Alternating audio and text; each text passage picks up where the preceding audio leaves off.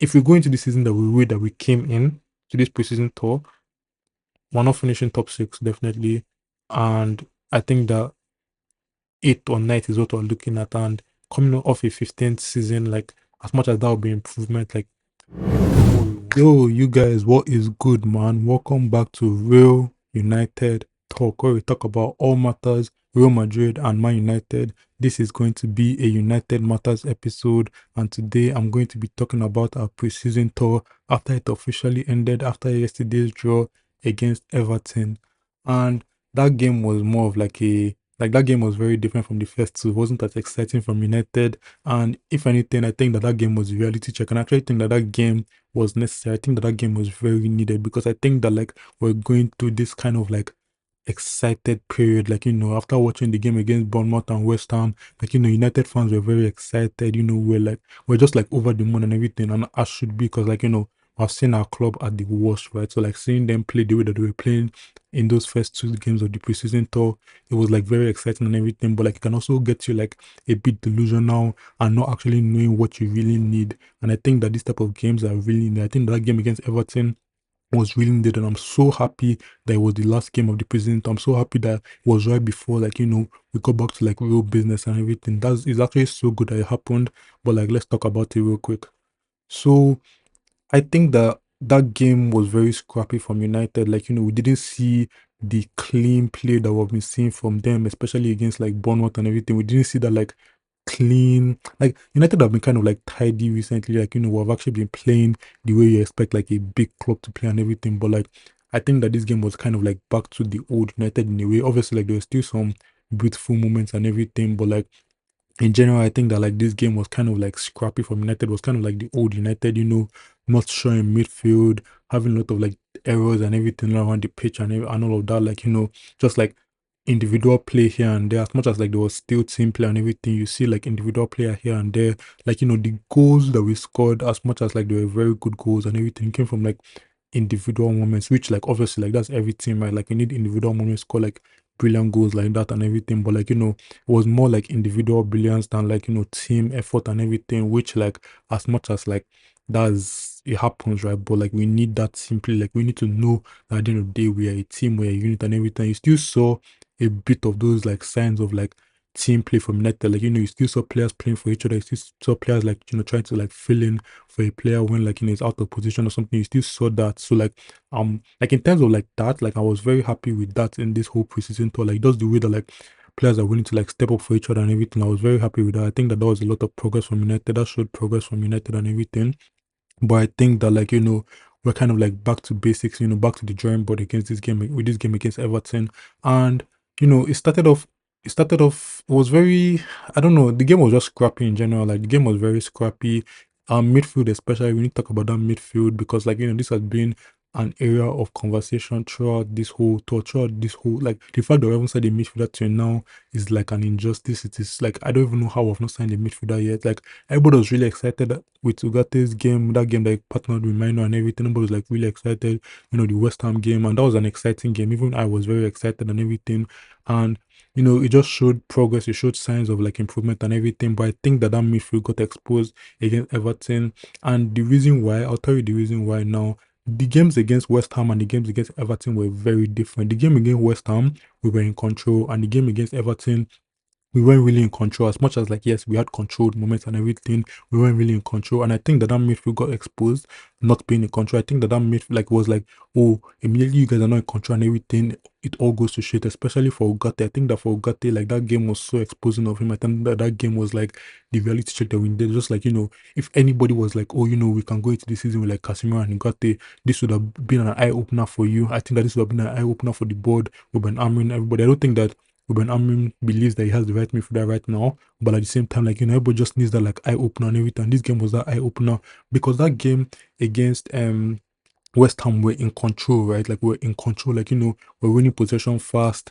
West Ham were not really like pressing us and everything. We look more fit than West Ham and everything, which is a good thing, right? But like at the end of the day, like when the Premier League season starts, things are going to be a lot different. There are going to be a lot of games like the one against Everton rather than the one against West Ham. I'll say that there will be more games like the one against Everton than the one against West Ham. So we need to be ready for this type of games. This is why the Premier League is so difficult. These are the type of things that you face in the Premier League. When you're playing against a team like Newcastle, when you're playing against a team like Arsenal, when you're playing against any team, whether it's Bournemouth, any team, bro, whether it's in the top six or below the top six, all these teams are going to fight. All these teams are going to fight. The West Ham game, West Ham is a decent club to play. Like, all these teams are Premier League teams, right? So like I'm not even talking about that, but like it's just at the end of the day, like, this is the type of competition I'm going to face. It looked as if West Ham are not up to it. Everton, Everton and United not necessarily up to it and everything, but like, getting there. West Ham were less up to it in that game. Obviously, I got to face those type of teams as well, but like, you need to be ready for these Everton games. These are the games that determine where you finish in the league. And, if we played the way that we played, if we just like play that way, maybe not 15th, but not top six. Not top six. If we play that way, I think like top 10 marks, like, 8 or something, if we play the way that we played against Everton, and if we go into the season the way we went into that game, we are not finishing top, like, but I don't even know if top 10 is a 10 if we go into the game we went against Everton. But like that midfield got exposed, like, it just showed, like, how things can go from good to bad really quick. I think that Ugarte had a game to forget. Like, I think Ugarte had a game to forget. Like, the amount of times that I saw Ugarte lose the ball was actually like was disappointed, especially from like a professional footballer point of view. Like just watching like a professional footballer, a professional midfielder lose the ball that amount of times, I was actually very disappointed. Obviously, this isn't me coming at him saying that like, oh, how are you even a professional or anything. I'm just saying that like that was so disappointing. Like he looked so out of place. Like every time he got pressed, even when there was barely any pressure and everything, he just looked so wiggity. Like he always looked as if like he was like scared to have the ball on him and everything. And I don't even know, like I think that Ugarte has never shown signs of like being this like guy that can hold the ball under pressure and everything. Has never shown signs and everything. If anything, I think that this type of games kind of like exposed why PSG sold Ugarte, because like at that time everybody was like, oh, why would PSG sell such a player? Or like when we were signing him, they were like, oh, why are you signing him when like PSG clearly don't want him? There's obviously a problem with him. I think that this game and just like Ugarte last season in general has kind of like exposed why PSG did not want Ugarte, because like look at that midfield right now. Everybody there can hold the ball under pressure, but everybody there is like press resistant and everything. And Ugarte is not press resistant. PSG wanted that press resistant midfield. PSG wanted like a proactive midfield, and Ugarte is not a very proactive player and everything. Like Ugarte is more like reactive. Like we have known this. Ugarte is more reactive. Ugarte is more of like a tackle man. Like when someone is already with the ball, chase down the player and like put in a slight tackle or something. Ugarte is closer to Casemiro than he is to like your Sergio Busquets or this type of players. Like he's more reactive than proactive. And as much as like that can be good in certain situations, like we need a proactive midfielder. We need someone that is always ready. Like we need someone that like interceptions over tackles, like interceptions over, like it's not every time chase somebody down, because the thing about chasing people down, the thing about all of that is that immediately someone bypasses you, it's over. Like literally, immediately the person just dribbles past you, a nutmeg, a snake, anything, bro, is over. So you cannot just allow yourself to be exposed like that. And as much as like Mainu is a baller and everything, like you don't want to be like, okay, if Ugarte gets exposed, then Mainu has to do all the running back and everything to make up for it and everything. Like we don't want that. We can't have that. And honestly, all the midfield porters that we have for Ugarte right now, potentially, none of them can do that job. Like none of them have that like running power to be able to cover for his errors. So like if the guy is always being reactive, he's always like putting in tackles, and if he misses the tackle and everything, we have to depend on Bruno or Mainu or somebody to like track back in his place and everything. And that's just like it's not happening. I think that midfield got really exposed, and also Mainu kind of got exposed today as well. Like we didn't see the midfielder that he was against like West Ham and Bournemouth and everything. Like we didn't see that player that he was. And honestly, I think that like the reason why Manu got exposed was just because like the overall like terror that was going on the pitch, like the overall chaos that was going on that pitch. I think that with Manu, especially the like partnership with Manu and Ugarte, but like Manu in this situation, like I think that Manu needs that, like he needs order, like things just like not everything has to go his way, obviously. I'm not saying that, but like I think that there needs to be order on the pitch for it to like really flow and everything. Because Manu doesn't like we've been Manu doesn't have legs. Manu doesn't have like he doesn't like he's not a runner, like he's not someone that covers every blade of grass on the pitch. That's not the type of player he is. There's never been that type of player, and that's fine. Like he's still a baller regardless. He doesn't need to become that type of player. Obviously he needs to be able to cover more ground and everything, but he doesn't play that we thought we were promoted for the academy. So that's fine. But like I think that for a player like Minu, there needs to be order. Like, you can't be losing the ball the amount of times that we're losing the ball, because that now puts more pressure on Minu. Minu is not a pivot player. Minu is not a two-man player. Like, you don't put Minu in a pivot unless you know that the person next to him is like full on ready for everything, and also like unless there's order on the pitch. You cannot put Manu in a pivot, like you cannot put Manu in a midfield too and expect him to be this guy that is always winning the ball when you guys make an error up front and everything. We cannot have that. Honestly, we cannot have that. Like, that's not the type of player that Manu is. So if you depend on Manu, and this is kind of why people thought that, like, where is Manu's place in this like Amorim system and everything, because I don't think that Manu is a pivot player. I think Manu is more of like a 4-3-3 player. Like, you put Manu next to a DM and a box-to-box midfielder, I think that's when you get the best out of Manu. I don't think that you get the best out of Manu in a pivot, especially when it is like in this kind of like chaotic play that we had against Everton. I think that like in those games against West Ham and Bournemouth, we had more control and everything. So that's why you saw like the best out of Manu. Like, that's why you saw him like being this like like he did everything that we needed him to do in that situation. But like, if you had the chaotic setup like we did against Everton, I think that is when there's problems, and I think that that's why he got exposed so much as well. And just in general, like our midfield was like non-existent. Like, I don't think I'm like we got a reality check in this game. And honestly, like I said, like as much as like it's hard to see, like I'm happy that it happened, because now nobody's going to be like, oh, if you sign a midfielder, what's going to happen with Ugarte? Like, even me, I thought that, oh, what's going to happen with Ugarte and everything. But at the end of the day, like, we need somebody better. Ugarte, as much as like I like him, as much as I think he has put in a shift for United since he came, we need someone better than Ugarte. We need like Ugarte needs to be more of like a rotational player than a starter. I don't think I can't have Ugarte as a starter, especially like going into like he cannot be my starter for 38 games in the Premier League season and then gonna like play FA Cup. Like, I just can't. Like, I don't think Ugarte can do it. I don't think he's the man for that. I think that we need someone that can actually do that job. Who are going to sign, only God knows, because I'm not even seeing any links and anything to any midfielder. So who are going to sign, only God knows. But like, we need to sign a midfielder. We need midfield reinforcements. We need to know that midfield is secure. We need to know what we're going into the season looking like and everything. And speaking about that, we now have to talk about that front line. That whole Cunha, Umbremo, and Bruno thing, like, is very exciting. Like, seeing all those players play at the same time and everything, it is very exciting. This was something that caught everybody's attention, obviously, in the game, going to the game. Even me, I was very excited to see all of them on the pitch, especially Umbremo. Umbremo, like, as much as he had like moments here and there and everything, obviously, like, I don't think he's as up to speed as every other player. Like, this is his first preseason game. All the other players have played like 3 or 4. It is understandable that he's not up to speed like the other players were. So, like, obviously, Mbemo's game was not like as sharp as it would be. But Mbemo did bring some good into this team and everything. Like, I think that with Mbemo, I said it in the last episode that like with Mbemo, Ahmad will have more confidence to like go forward, knowing that there's someone that is going to track back in his place if he's out of place and everything. And we saw Ahmad in this game going forward. Ahmad was literally like our best player in this game. I'll talk about him later, but Ahmad was one of our best players in this game, and that was the confidence that he had going forward. Like, he knew that if I go forward, Mbemo is there for me. And I saw moments where like Mbemo was there. Mbemo was literally there to help him out and everything. Even in that fast break counter that we had at the beginning, I think that Mbemo had something to do with that and everything. And honestly, like, so that confidence of just knowing that somebody's going to be there for him and everything helped Ahmad game. And I think that Ahmad game got upped up and everything. But in general, like Mbemo, he wasn't as sharp as we wanted him to be, but he will become sharper and everything. He has a few like weeks. He had like 2 weeks to prepare for the Premier League season, and like he'll have like a 1 or 2 Premier League games, and like we'll give him time. Like, we'll give him time to become as sharp and everything. I don't think it take him too much time, but we'll give him time and everything. But speaking about that front line, the whole Bruno, Konya, and Umbemo thing. So like, obviously in this game we saw Konya playing like that 9/false 9, Bruno taking up the left and Umbemo taking up the right.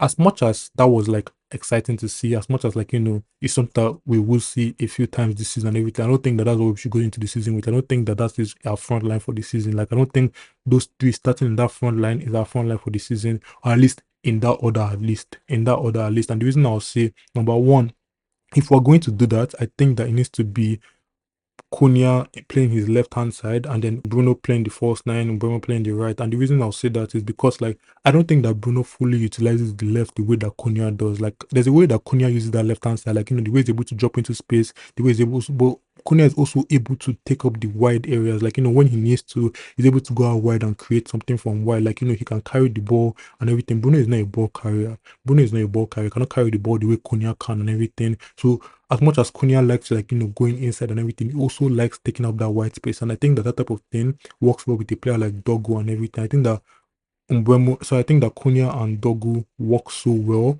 because they complement each other so well. I don't think that Bruno and Dogu complement each other as well as Cunha and Dogu do. Obviously, I know it wasn't Dogu that started this game, was Dalu. Dalu is a whole other topic, and we'll talk about that as well. But like, I think that if we're able to do that front line of Cunha, Umbremo, and Bruno, it needs to be Bruno false nine and Cunha in left. Because I don't think that Bruno utilizes the left wing that's we need him to be. Like we knew that like Bruno was not like an Amorim Calm necessarily. Like obviously he can do the job as an Amorim Calm, but I don't think he's an Amorim Calm. I think Cunha is an Amorim Calm, and I think that he's perfect for that left wing. So I think if we ever go to do that again, I think that it needs to be Bruno false nine ball, and then like we can have Cunha fully utilizing the left, we can have Umbremo fully utilizing the right, and also like it cannot be Umbremo false nine ball. I don't think it can be that as well. And because of that whole thing with Ahmad, like I said, like I think that Mbemo gives Ahmad that confidence to go forward, knowing that he could track back and everything. And as much as like Bruno works hard and everything, Bruno doesn't have the legs the way Mbemo does to be able to track back in Ahmad's place and everything. Bruno cannot cover the right the way that Ahmad would like if he went forward and everything. I think that Ahmad would feel less confident going forward if Bruno was the guy next to him. Yes, they'll have like clinical player here and there and everything, but I think that Ahmad needs Mbeumo next to him. So honestly, I think that it is Bruno false nine ball if that was ever going to happen. Obviously, we need a striker. I don't think that like that is even our front line. I think we need a striker. I think a striker will work a lot more than that whole thing because I don't think that any of them should be playing false nine. I think that that takes away from everybody's game. Cunha, as much as he had moments in this game and everything, I don't think we saw the best of him in this game because he's playing that strike and everything. I don't think we saw the best of him as much as like I said he had moments. We didn't see the best of him, and I think that like as much as like is interesting and everything to see that fluid football, able to just like changing position and everything, that's very interesting. But I think that we need a striker. I think a striker will really complete it, and I think that like Cunha Cunha should just stick to the left, work well with Dogu. I think that Cunha works really well with Dogu. We shouldn't take that away because that will also take away from Dogu's game. I think if Bruno plays that left calm and everything, I think that will take away from Dogu's game. This Dogu that was saying that was so excited by is take away from his game. So I don't think that will work and everything. But like yeah, that's the whole thing. So now going into that, I'm going to talk about Dalo as well. I said I'll talk about him and Dalo, I've always had my doubts about like I always say Dalo, I don't like talking too down on him because I think that he's a decent player. I think like he's very professional, like he's a good player to have on the bench, he's a good rotational player to have and everything. But Dalo, I don't think fits in this Amorim system. Like I don't think he fits because like I made a video like one of my first episodes and everything. I said that like Dalu is one of those players that like he's a back four man. He's a back four. You play Dalu in a back four. If you immediately convert to a back to Dalu is cooked. Like he cannot play right center back and he cannot play right wing back effectively.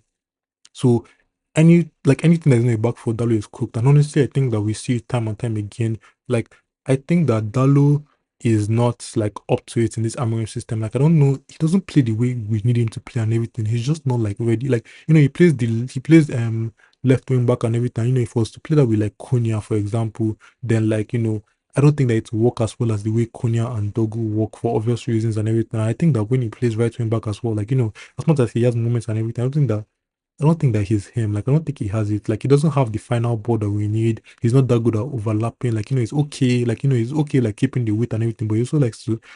I don't think Dalo is the player. I don't think that Dalo is the player. And one thing that I'm not really happy about is that, like, going into this season now, he's going to be like the immediate sub for Ahmad. So anytime Ahmad is not playing, or anytime Ahmad is playing calm in that game, maybe like Mbeumo is injured and Ahmad plays calm or something, every time that Ahmad is not playing right wing back, it is Dalu as the immediate sub. And there will be times that that Ahmad will not play right wing back because like there will be games where we need him in calm. There will be games where like we just need him to rest, and there'll just be games where he's not playing right wing back. And I don't like the idea of like Ahmad not playing right wing back equals Dalu playing or Dalu immediately playing. Like Dalu can play, Dalu can get game time. He should get game time, but I think that like the immediate sub for Ahmad in right wing back, the immediate sub potentially for even Dogu in left wing back, because as much as like we have Diogo Leon and Harry Amas, I think that like he's still like the first choice if any of them like got in, if Dogu got injured or something. So the fact that like Dalu is kind of like first choice in both positions, I'm not happy with that. I think that we need a proper like right wing back. I don't think that we need like a proper player that can play this right wing back that is not even Ahmad. So that like even yes, Ahmad will play and everything, but like he knows that he has that competition and everything, and also like there will not be times where Ahmad can play calm and like it's just a whole thing. But I don't think that Dalo should be a immediate sub. I will not be happy if Dalo is a immediate sub. I think that he's going to be, but I will not be happy if he is. But like yeah, Dalo is a whole other topic that like I just don't think that he works well with this Amorim system, honestly. But yeah, like I said earlier, in that game, Ahmad was brilliant, but another player that was brilliant in this game was Euro. Like Euro showed his class in this game. Like honestly, like I said, it was a very chaotic game and everything. So we needed a lot from our defense. So obviously Euro had to step up, and Euro really stepped. Like he showed that yes, I like it when everything is order and everything, but like if there's chaos, you can call me. Like this guy was just like he was just there, bro. His tackles, everything was just there for him. Like Euro is such a Euro is a player I love, man. Like I love Euro. Like I love the fact that we're able to get him. We got him for a lot of money, but like he's here and I don't even remember how much you got him for because he's playing well. Like I don't care. I don't care. And this guy is what 20. Like he has time, bro. This guy like he's not even at his best. Like I haven't even seen him at his final form, honestly. Like and like I just love you. Like the way he was playing this game and everything, and he's so good on the ball. He's just everything that we need in the center back. Obviously, he fits this Amorim system perfectly. He's everything that we need in the center back.